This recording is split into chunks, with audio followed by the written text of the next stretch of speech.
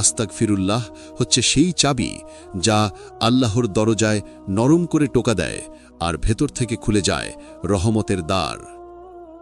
তুমি যদি এমন মনোরম শান্তি অনুভব করো যেখানে পৃথিবীর সব কোলাহল থেকেও মন আল্লাহর দিকে ঝুঁকে থাকে, তাহলে নিশ্চিত হও তুমি কবুলের পথে হাঁটছ।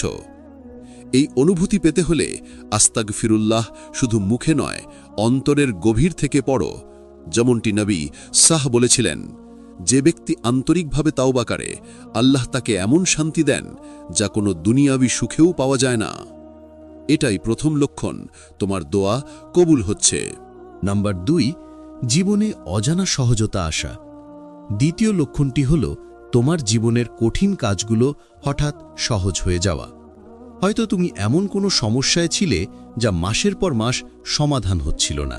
একটা চাকরি, সম্পর্ক বা কোনো পারিবারিক জটিলতা